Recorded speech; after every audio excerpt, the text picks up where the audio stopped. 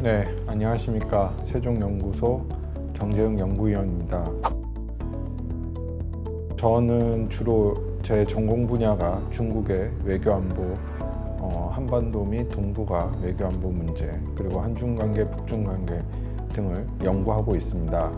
그래서 제가 이제 그런 분야를 연구하고 있기 때문에 오늘 제가 여러분들한테 설명하는 그 중국 주제 역시 중국의 강대국화에 따른 대외 전략의 변화, 그리고 두 번째는 그러한 변화에 따른 미중 간의 전략 경쟁 격화, 그리고 나서 세 번째는 이러한 것들이 향후에 이제 한반도에 미치는 대한반도 정책에 대한 변화, 이렇게 크게 세 가지 파트로 해서 여러분들한테 강의를 진행토록 하겠습니다. 네, 그러면 바로 중국의 그 첫 번째 강의인 강대국화 전략과 대외 전략의 변화에 대해서 강의를 시작하도록 하겠습니다. 네, 이제 바로 본론으로 동아시아 안보 특강 중국 편으로 들어가겠습니다. 그래서 오늘의 그 목차는 아까 말씀드린 것처럼 크게 이제 세 가지로 말씀을 드리겠습니다. 그래서 우리가 이제 첫 번째 파트 문제제기인데, 문제제기는 결국은 이제 제가 말씀드린 것처럼 중국의 강대국화와 대외 전략의 변화, 그리고 이제 이어서 중국의 그러한 것들이 미중 전략 경쟁의 본격화, 그리고 향후에 중국의 대한반도 정책 마지막 결론 및 시사점으로 제가 여러분들한테 강의를 진행토록 하겠습니다. 첫 번째 이제 문제제기인데요. 문제제기에 있어서의 가장 중요한 거는 중국의 꿈, 중국의 새로운 중국 질서 도래라는 토픽에 있어서 시작점이라고 말씀을 드릴 수가 있겠습니다. 지금 중국이 시진핑 지도부가 들어와서 지금 가장 중요하게 얘기하는 것이 뭐냐면 2049년까지 중화민족의 위대한 부흥과 중국의 꿈이라는 그런 국정 슬로건을 내세우고 있습니다. 그걸 통해서 2049년까지 중국 주도의 새로운 영내 질서를 이제는 본격화하겠다라는 것이 지금 이제 어떻게 보면 이제 중국의 강대국화라고 얘기할 수도 있고 새로운 중국 질서의 도래라고 말씀을 할 수가 있습니다. 그러면 이러한 중국의 꿈이 어떠한 특징을 보이고 있냐? 그거는 부국과 강군의 꿈의 본격화다. 그래서 소위 말하는 부국강병의 실현이라고 말씀을 할 수가 있겠습니다. 그게 제가 말씀을 간단히 드리자면 말 그래도 그동안 이제 중국이 경제적으로 상당히 40년 동안 G2로서 많은 성장을 해왔습니다. 근데 강한 경제력과 이제 그와 동시에 강한 군사력, 소위 말해서 경제와 군사력을 다 갖춘 부국강병의 이제 길로 가겠다라는 그러한 것들이 지금 이제 중국의 강대국하고 어떻게 보면 중국의 어떤 새로운 대외 전략으로 나타나고 있다는 것이죠. 그래서 중국이 어떻게 보면 새로운 중국 중심의 질서로의 변화의 모색, 그러한 것들이 기존의 미국이 어떻게 만들어 놓았던 자유주의 국제 질서로부터는 좀 달라진, 그래서 중국만의 규범과 제도, 질서, 이념을 얘기를 하고 있고 신형 국제 관계와 인류 문명 공동체라는 중국 스스로의 어떤 아젠다를 지금 제시를 하고 있습니다. 그래서 이러한 것들을 통해서 이제 새로운 중국이 자기만의 어떤 질서를 이제 본격화하겠다라는 것이고요. 코로나19 들어와서 중국이 지금 코로나 실크로드를 얘기하고 중국만의 어떤 해결책들을 얘기를 하고 있는데 이제 이렇게 함으로 해서 또 미국이 여기에 대해서 강한 견제와 대응을 하고 있다는 것입니다. 그래서 이러한 것들은 저희가 이제 이따 제 2장에 이제 미중 경쟁에서 제가 좀 더 설명을 해 드리겠습니다. 여러분들이 이제 중국을 아시는 분들도 있겠지만 중국이 도대체 얼마나 큰 나라냐, 또 얼마나 우리랑 가까운 나라냐를 또 잘 이해를 못 하시는 분들도 계십니다. 그래서 제가 이 사진을 보여드린 건데요. 이걸 보게 되면 중국이 한국과 바로 맞닿아 있는 한반도와 붙어 있는 국가고 엄청나게 큰 나라입니다. 세계에서 가장 큰 많은 14개 인구를 갖고 있고 우리와 맞닿아 있는 나라. 그렇기 때문에 어떻게 보면 중국의 어떤 변화라는 것은 우리 한국에 있어서 직접적인 영향을 미칠 수밖에 없다는 것이죠.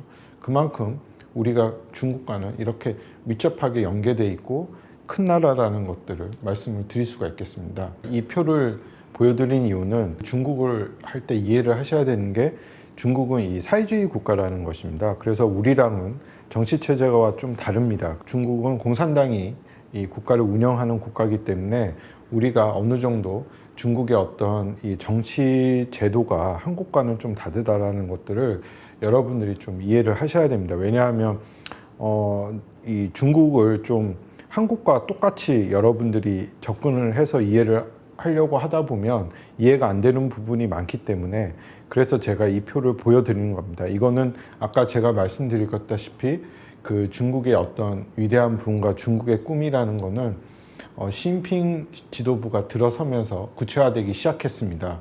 사실상 덩샤오핑 시대와 짱저민 시대에서도 이런 얘기가 있었습니다. 그래서 뭐 짱저민 시대에서도 중화민족의 대부흥, 그 덩샤오핑 시대에서도 대동사의 건설. 하지만 이러한 것들이 구체적으로 이제 구체화되기 시작한 거는 2017년 19차 당대회 이후에 시진핑 시기가 들어서면서 사실상 어떻게 보면 이제 이 중국의 꿈이 구체화되기 시작했다는 것이고, 근데 이제 덩샤오핑 시대 때 중국의 어떤 기본적인 대외 전략 노선은 도광양해입니다. 그건 뭐냐면 도광양해라는 것은 이제 빛을 감추고 이제 힘을 키운다라는 전략인 거죠. 그래서 약간 어떻게 보면 좀 수동적인 그러한 어떤 대외 전략을 펼쳤다고 하면 이제 시진핑 들어와서는 주동자기, 분발자기, 그러니까 훨씬 더 주도적으로 그리고 중국이 좀 주도하는 이러한 식의 어떤 대외 전략으로 전환되고 있다는 것이죠. 그래서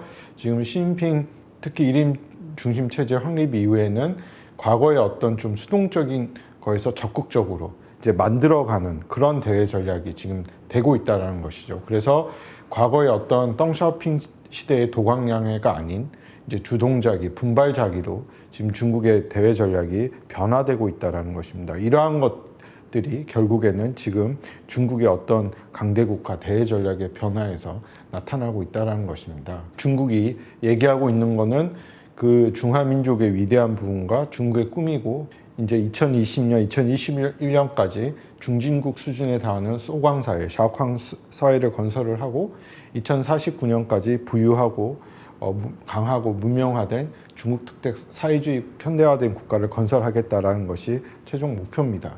그래서 이러한 것들을 이제 구체화하기 위해서 지금 중국의 시진핑 시대에 나타나고 있는 지도 사상이 이제 시진핑 신시대 중국 특색 사회주의 사상입니다. 아까 말씀드린 것처럼 시진핑 시대가 들어와서 중국이 2049년까지 이 중국의 꿈을 달성하고 중국의 어떠한 구체화된 목표를 달성하기 위해서 이제 중국에서 내세우고 있는 하나의 구체적인 사상인데요. 이거는 어떻게 보면 과거에 이제 마오쩌둥과 덩샤오핑 시대와 버금가는 정도의 어떤 되게 공고한 중국 내에서는 사실상 확고한 위치의 어떤 이제 지도 사상이 되었다는 것이고, 여기에 있어서의 하나의 특징은 아까 말씀드린 것처럼 더 이상 어떤 이 서구 중심의 어떤 자유주의적 국제 질서에서 좀 탈피해서 중국만의 어떤 제도와 규범 그리고 중국 중심의 새로운 질서를 이제 모색해 나가겠다라는 것이 여기에 어떤 큰 흐름이라고 말씀을 드릴 수가 있겠습니다. 그러면 이러한 것들을 우리가 어떻게 봐야 되느냐? 그럼 중국의 꿈은 과연 우리가 어떻게 인식을 해야 되겠냐? 가장 간단하게 말씀을 드리면 이제는 대국에서 강국으로 변화를 하겠다는 것이죠. 그럼 대국과 강국의 차이는 뭐냐? 간단하게 말씀을 드리면 대국은 큰 나라고 강국은 강한 나라라는 것이죠. 그러니까 과거에 중국이라는 나라는 우리가 생각하는 인구가 많은 나라, 땅덩어리가 넓은 나라, 큰 나라, 이렇게 대국이었다고 인식을 많이 했습니다. 그렇지만 이제 시진핑이 들어와서 중국의 꿈을 본격화하고 2049년까지 중국이 이제 새로운 어떤 영내 질서를 본격화하면서 이제는 힘을 가진 국가가 되겠다는 거죠. 이제 그냥 큰 나라가 아닌 이제 경제뿐만 아니라 군사, 정치, 외교, 기술 모든 방면에서 힘을 가진 국가로 이제 하겠다. 그리고 그걸 통해서 어떻게 보면 새로운 어떤 대외 전략을 얘기하고 있고 좀 변화를 추구하기 시작했다는 것입니다. 어떻게 보면 저는 이제 시진핑이 들어와서 이러한 변화라는 거는 중국에 있어서의 어떤 큰 전환점이라고 저는 볼 수가 있습니다. 그러니까 과거의 중국 지도부와는 다른, 어떻게 보면 중국이 정말로 새로운 어떤 이제 강대국가, 새로운 질서를 이제 모색해 나간다는 것들을 이러한 것들을 통해서 지금 보여주고 있다는 것이죠. 그래서 제가 표를 보여드는데 중국에서 이제 역사상 가장 화려했던 시기가 당나라 시기입니다. 성당 시기. 그리고 이제 성당 시기의 과거의 찬란한 역사 이러한 것들을 이제 중국의 역사적 맥락에서 다 찾고는 있습니다. 그래서 그러한 것들의 바탕을 통해서 이제 중국이 경제적으로 부강을 해졌죠. 그래서 다시 한번 중국의 꿈을 통해서 2049년까지 어떤 새로운 팍스 시니카를 열겠다라는 것이 지금 시진핑의 어떤 지도부의 생각입니다. 그래서 그거를 제가 이제 표로 간단하게 설명을 좀 드려보겠습니다. 그래서 1단계는 2025년.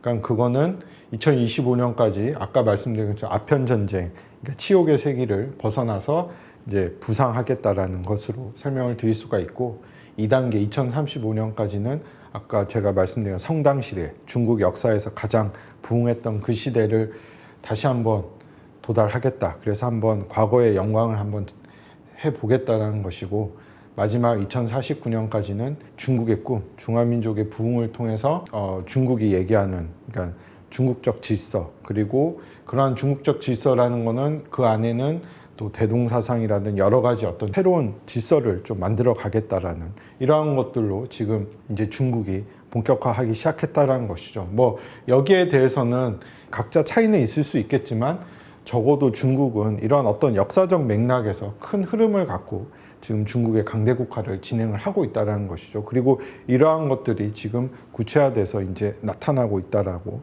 저희가 설명을 드릴 수가 있겠습니다. 그래서 그 강대국화 전략이 구체적으로 이제 어떻게 이제 나타나냐면 이제 인류 문명 공동체와 신형 국제 관계로 이제 구체화되고 있습니다. 그래서 인류 문명 공동체는 상호 존중과 공평적인 협력 윈윈, 그리고 신형 국제 관계는 강대국 포함한 주변국들과 이제 평등하고 우호적인 관계를 추진하겠다. 이제 이러한 어떤 어떻게 보면 중국만의 어떤 새로운 아젠다를 통해서 대외 전략을 모색을 하기 시작했다는 것이죠. 그리고 또 미국과도 어떻게 보면 수평적 관계를 구축하기 시작했다는 것이죠. 그래서 과거의 어떤 수직적인 관계가 아니라 미국과도 좀 더 수평적인 관계를 함으로 해가지고 어떤 질서의 변화를 모색을 하겠다. 그래서 이러한 것들이 이제 구체화된 전략으로 나타나기 시작했습니다. 그 구체화된 전략은 이제 19차 당대회에서 1대1로 강군의 꿈, 신창타이, 인류 운명 공동체, 신형 국제 관계 같은 어떠한 새로운 이제 중국만의 아젠다를 제시를 하고 있다는 것이죠. 그래서 인류 운명 공동체는 중국식 동맹의 어떤 새로운 모습이라고 말씀을 드릴 수가 있습니다. 그래서 지금 중동, 아프리카 이런 국가들과 인류 문명 공동체라는 어떤 상호 존중, 공평정의, 협력 위민 이러한 것들을 통해서 그들과의 국가 관계를 만들어 가고 있고, 이제 신형 국제 관계는 이제 상호 평등한 관계를 만들어 가자. 그래서 미국과도 이러한 평등적인 관계, 그리고 그 외에 중국 특색 대국 외교, 다자 외교, 공공 외교 이러한 것들을 통해서 어떤 새로운 질서들을 하나하나씩 만들어 가고 있다라는 것들을 볼 수가 있다는 것입니다. 어떻게 보면 이 중국이 지금 얘기하고 있는 2049년까지 중국의 꿈이라는 것은 결국은 중국이 얘기하고는 대전략이라고 할 수가 있겠죠. 그게 말하는 그랜드 스트래티지를 할 수가 있는데, 그것은 간단하게 말씀을 드리자면 중국의 핵심 이익을 보호하고 그 중국의 대만, 티베트, 신장, 남중국해 이러한 것들을 보호를 하면서 동아시아 중심 국가에서 벗어나서 세계적인 강대국으로 도약하겠다라는 중국의 꿈에 통해서 지금 나타나고 있다는 것입니다. 그래서 이거는 이제 과거 중국 시기별 마오쩌둥, 덩샤오핑, 짱저민, 후진타오, 시진핑 시기별로의 어떤 대외 전략의 특징이라고 말씀을 드렸는데, 여기서 가장 차이점이란 거는 이제 아까 말한 덩샤오핑의 도광량의 이제 개혁 개방 초기죠.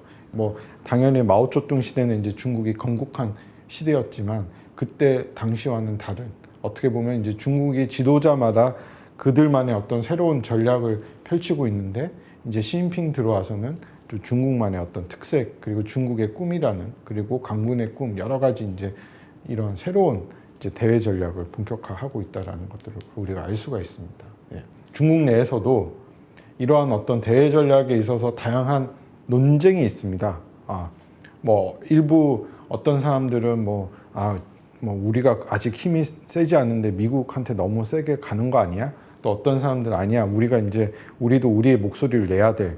또 어떤 사람들은 우리가 과거에 어떤 그냥 과거의 어떤 기존 우리가 그 도광양의 방식으로 가야 되는 거 아니야? 뭐 다양한 논지가 있습니다. 그래서 그러한 논지들을 제가 뭐 간단하게 이걸 표로 정리를 해서 여러분들한테 설명을 드리고자 보여드린 건데, 여기서 중요한 건 뭐냐면 핵심은 지금 이제 시진핑 정부 들어와서 이 신흥 강대국론, 이 사람들의 목소리가 커지고 이 사람들이 지금 중국이 어떻게 보면 대외 전략을 이끌어간다. 그래서 이 사람들이 생각하는 건 뭐냐? 중국은 강대국이고 그렇기 때문에 어떻게 보면 강대국으로서의 어떤 역할 발휘를 해야 된다는 것이죠. 그리고 그러한 것들이 한반도 문제, 그리고 미국과의 관계, 모든 어떤 대외 전략에서 투명되어 나타나고 있다는 것입니다. 이것이 결국은 이 시진핑이 얘기하고 있는 최강국 2049년, 그러니까 신중국 100주년이 되는 그 해까지 중국이 세계 최고의 강대국으로 우뚝 서겠다라는 이러한 어떤 구체적인 청사진을 갖고 진행을 하고 있다는 것입니다. 그래서 중국은 이 해를 중요하게 생각합니다. 2049년이면 딱 중국 중화인민공화국이 성립이 되는 100년의 해가 됩니다. 그래서 그때 됐을 때는 적어도 중국이 아시아뿐만 아니라 전 세계에서 가장 강력한 국가로 돼야 된다라는 그런 생각을 갖고 있는 것이고, 제가 봤을 때 그러한 생각을 갖게 된 가장 큰 이유는 2010년에 경제 규모가 일본을 넘어서서 G2가 되었죠. 그리고 2009년도 국방비도 미국을 넘어서 세계 2위가 되었습니다. 그러한 것들, 그리고 중국이 개혁개방 이후에 이 짧은 시간이지만 이 짧은 시간 안에 이렇게 빠른 경제와 군사력을 갖게 되었다는 그들만의 어떤 강한 자부심이 있다는 것이, 그런 내부적 공감대가 형성이 되었기 때문에, 그래서 중국이 더 이상 그러면 우리는 이제 서구식 발전 모델이 아닌 우리 중국 특색의 사회주의 발전 모델, 중국식의 발전 모델을 통해서 1대1로라든지 신형 국제관계, 인류 운명 공동체, 글로벌 거버넌스, 이런 사회주의 강대국화, 이러한 것들을 통해서 이제 구체화되어서 이제 나타나기 시작했다라는 것입니다. 그래서 이 표는 그 세계 그 골드만삭스라는 세계 유명한 그 투자 자문 회사, 그리고 다른 어떤 외국 기관 이 회사들, 리서치 회사들이 이제 분석한 보고서인데요. 여기를 보게 되면 2030년쯤이 되면 사실상 중국의 경제력이, 전체 경제 총생산력이 미국을 초월하게 되는 게 보여지고, 이 폭은 점차 커지고 있는 걸 우리가 알 수가 있겠습니다. 그건 다르게 말하면 이제 향후에 지금의 현 상황대로 진행이 된다고 했을 때는 당연히 이제 경제력이 미국을 초월하고, 그렇게 되면 중국도 거기에 걸맞는 새로운 어떤 국제 질서를 만들어 가겠다라는 것이고, 그래서 아까 제가 말씀드린 것처럼 그래서 이제 이러한 변화, 경제적인 변화, 국제 질서의 변화, 이러한 것들이 중국으로 하여금 이제 도광양에서 분발 요인으로 전환이 되었다는 것이고, 특히 이제 강대국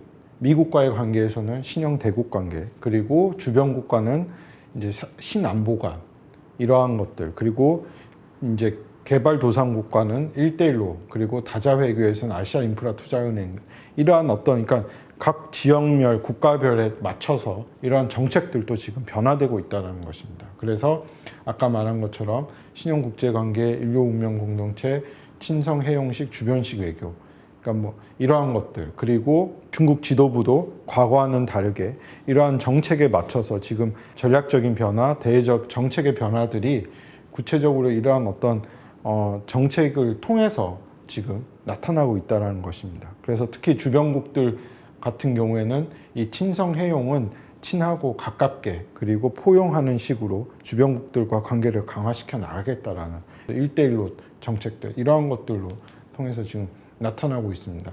하지만 그와 동시에 또 중국이 또 중요하게 생각하는 건, 또 핵심 이익에 대해서는 또 중국은 과거와는 다르지만 또 강하게 얘기를 하고 있다는 것입니다. 그러니까 다르게 말하면 주변국들과 좋은 관계를 유지하고 그들과는 하겠지만 중국이 얘기하는 어떤 포기할 수 없는 이익들, 그 핵심 이익의 가장 대표적인 것들이 이제 대만 문제, 남중국해, 이러한 것들을 얘기할 수 있겠죠. 이러한 것들에 대해서는 중국이 거기에 대해서는 또 양보를 하지 않겠다는 거죠. 그거는 다르게 말하면 중국이 내가 새로운 대외 전략을 펼쳐나가고 강대국화 전략을 하지만 그 전략이라는 거는 적어도 서로 간에 어떤 지켜줄 수 있는 선을 지키면서 그런 전략을 펼쳐나가겠다는 거죠. 그럼 중국에서 이러한 대외 전략에서 가장 크게 우리가 지금 이목을 받는 게 1대1로 전략인 거죠. 한마디로 이것도 아까 말씀드린 대로 성당시대, 우리가 당나라 시대 때가 중국이 최고 황금기였다고 말씀을 드렸지 않습니까?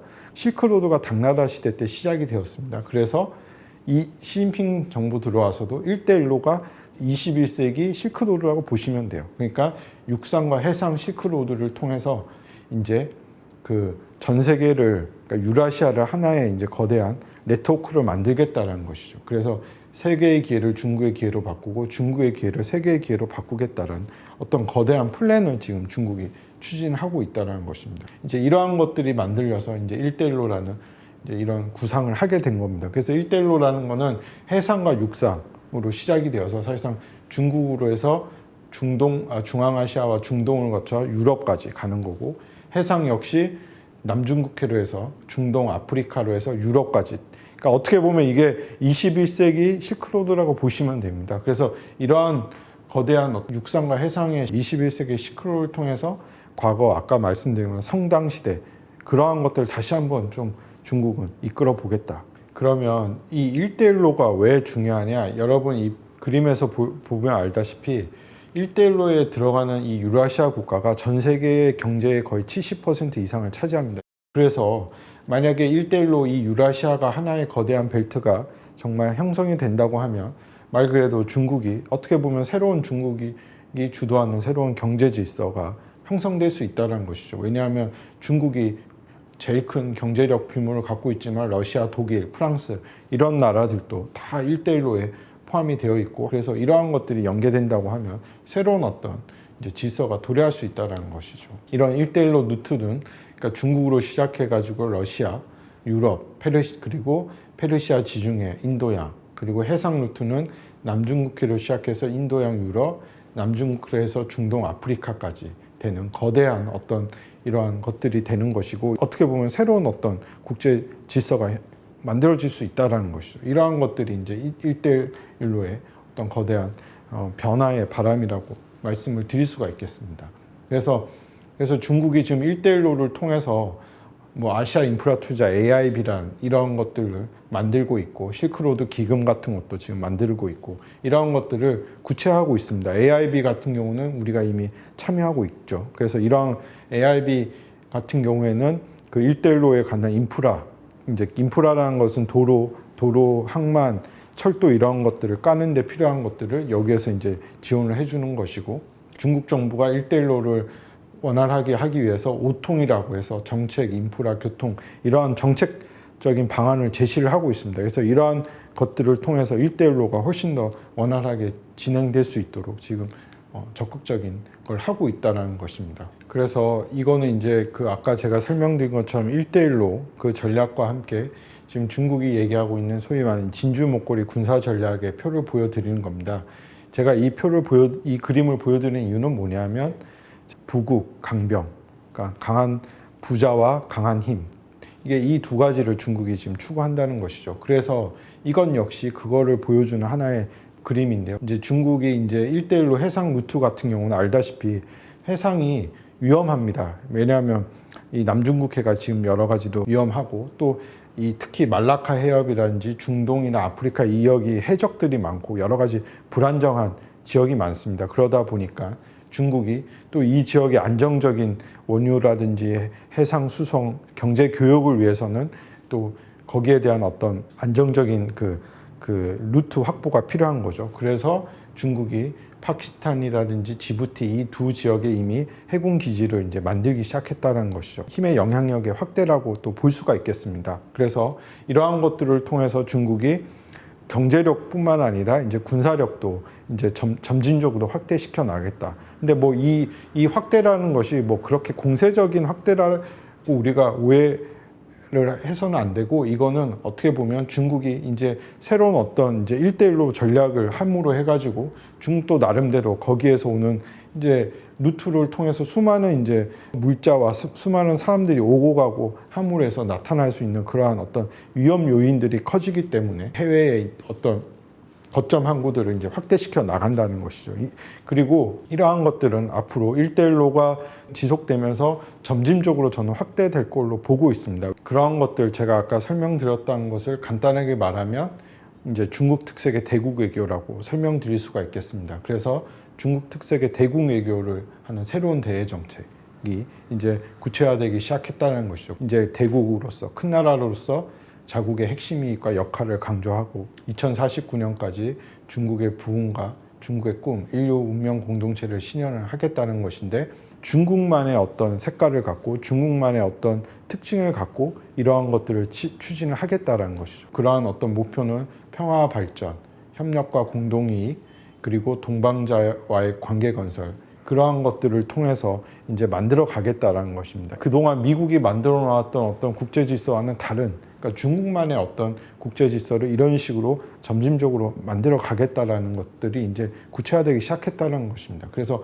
아까 말씀드렸다시피 더 이상 도광양해가 아닌 이제 분발 유입, 이제 본인들이 적극적으로 분발하여 성과를 이루어내겠다라는 것들로 이제는 이제 전환이 되고 있다라고 여러분들한테 설명을 드릴 수가 있겠습니다. 결국은 이러한 것들이 새로운 영내 질서의 도래 가능성을 우리한테 시사를 하는 거죠. 시진핑 지도부 들어와서 중국의 꿈은 중후한 민족의 부흥을 대내에 천명을 했고, 중국은 이제 사회주의 국가고 공산당이 지배하는 일당 체제라는, 그러니까 거기에 대해서는 공고와 정당성이 지속됩니다. 그리고 두 번째는 그러한 중국을 만들기 위해서 아까 말한 것처럼 중국의 꿈과 핵심 이익에 대해서는 강조를 하고 있고, 그리고 미국과에 있어서도 상호 평등적이고 수평적인 관계를 만들겠다는 것이죠. 이제 과거와는 다른 관계.